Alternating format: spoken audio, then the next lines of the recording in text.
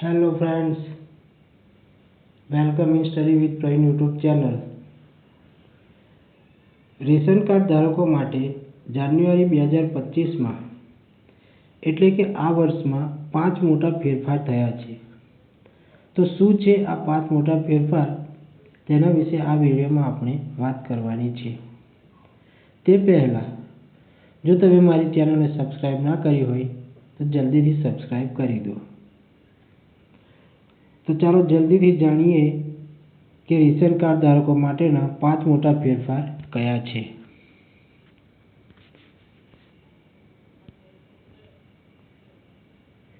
તો પહેલો ફેરફાર છે અનાજ લેવા સ્માર્ટ કાર્ડ લઈને જવું કે રેશન કાર્ડ.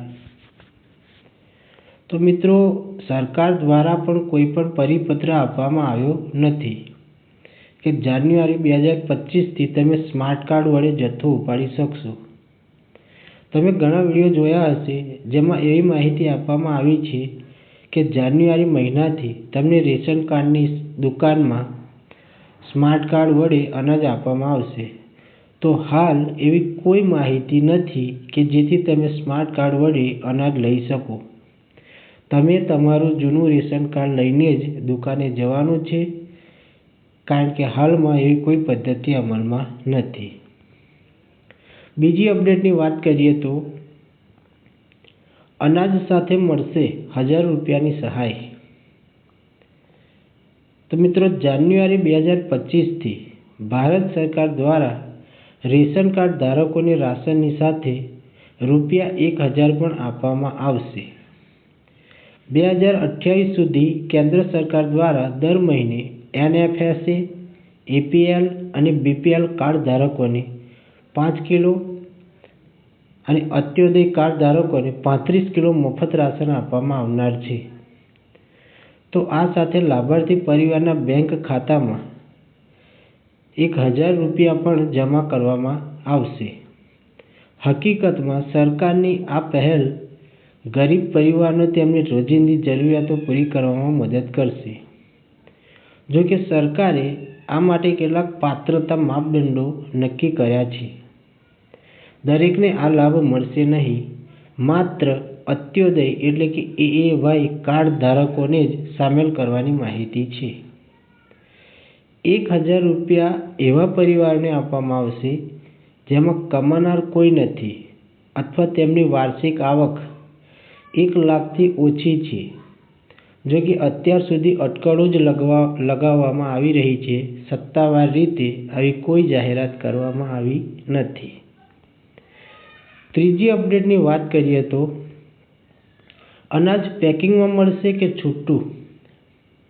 તો મિત્રો, રેશન કાર્ડ ધારકો દ્વારા સરકારમાં એવી રજૂઆત કરવામાં આવી હતી કે જે રેશન કાર્ડ પર અનાજ આપવામાં આવે છે એની ગુણવત્તા હલકી કક્ષાની હોય છે, એટલે કે અનાજ સડેલું હોય છે અથવા તો અનાજમાં ભેળસેળ થતી હોય છે. હવે આ અનાજ દુકાનદારોને ગોડાઉન મારફતે આપવામાં આવે છે. એટલે ઘણીવાર એવું બનતું હોય છે કે અનાજ ગોડાઉનમાંથી જ ખરાબ આવતું હોય છે અને દુકાનદારને અને ગ્રાહકો વચ્ચે તકરાર થાય છે. જેથી અનાજ પેકિંગમાં આપવામાં આવે એવી માહિતી લોકો દ્વારા સરકારમાં આપવામાં આવી હતી, પરંતુ સરકાર તરફથી એવી કોઈ અપડેટ કરવામાં આવી નથી. ચોથી અપડેટની વાત કરીએ તો KYC નહીં હોય તો અનાજ મળશે કે નહીં. તો રેશન કાર્ડની KYC કરવાની છેલ્લી તારીખ 31 ડિસેમ્બર 2024 હતી.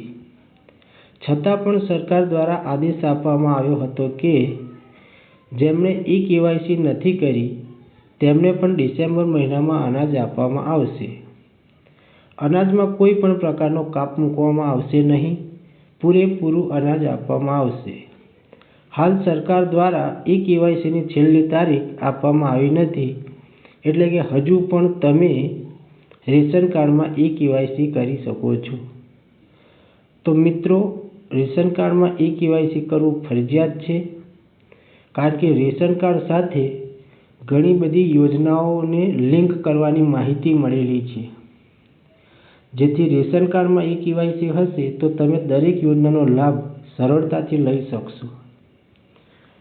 તો રેશન કાર્ડમાં E-KYC કરવું ઘણું જ મહત્ત્વનું છે અને તમારા ફાયદાકારક પણ છે તમારા માટે.